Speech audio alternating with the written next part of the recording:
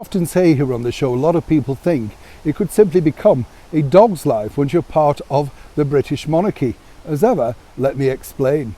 Hi, good morning, Neil Sean here in the very heart of London. Nice to have your company today. And as ever, thank you so much for watching. By the way, thank you for your kind comments about all of those desserts. Banoffee pie, that's a favourite, isn't it? By the way, also can I just thank you, all you kind people that have offered to send me jam and things like that. It's very sweet, obviously, but the bottom line is the studios don't really allow things to be delivered, sadly, so we're not allowed to accept anything through the post like that. Annoying, I know. I think it's all to do with the fact that people are concerned about, you know, the way we live now, about packages and what could be in them. It's ridiculous, isn't it? But thank you genuinely for all the kind people that offered to send jam. I know, started something there, didn't I? But it's true, when you buy jam now, it doesn't taste like strawberry, does it? Or blackcurrant, or, oh, you know, don't get me going. I'm just, you know, I bought a thick slice loaf the other day, loaf of bread, and you know, you have to re-look at the package and say, is this thick sliced? It's the same. I mean, hey, what are we coming to? Everything's becoming smaller, slimmer, apart from me, of course. I don't think I've got to that point yet. Back as ever to your breaking raw story of the day.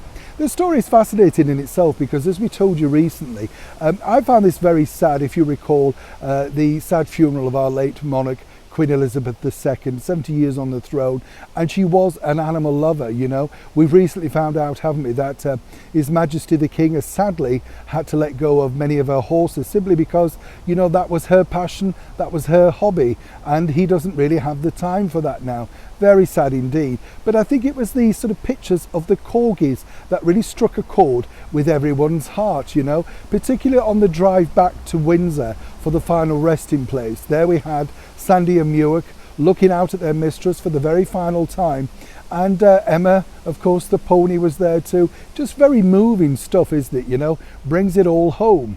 Now, as ever, we have to say, allegedly, according to a very good source, it looks like, though, that Sandy and Muick could have had a brand new home over in California. As ever, let me explain. According to a very good source, Harry and Meghan apparently put feelers out as to whether they could take back the corgis to look out for them, to live with them out in Montecito in California. Now, the cynics might say this is a very clever move, isn't it? There you have, of course, two things that were very close to our late and wonderful monarch, Queen Elizabeth. The other people might say, well, what a nice, kind gesture. Seemingly, we're not quite sure exactly how it panned out or how it worked out in the end.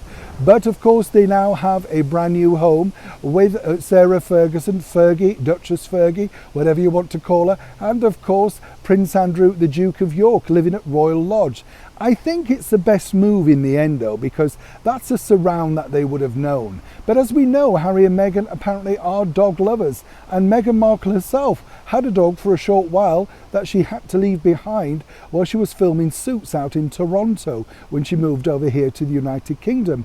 But they've just recently revealed, haven't they, Harry and Meghan, that they have the dogs and that, you know, they're very much part of their bigger family. Seems all royals do adore animals. Maybe that's a trait passed down by the late monarch.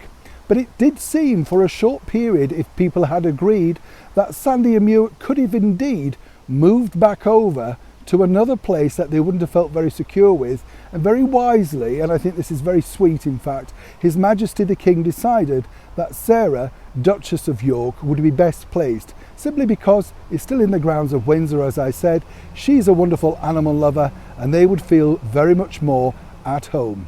For Harry and Meghan, of course, they lost out on the chance to look after two very much loved and cherished former royal corgis. As ever, when I know more, you'll know more. Neil Sean in the very heart of London.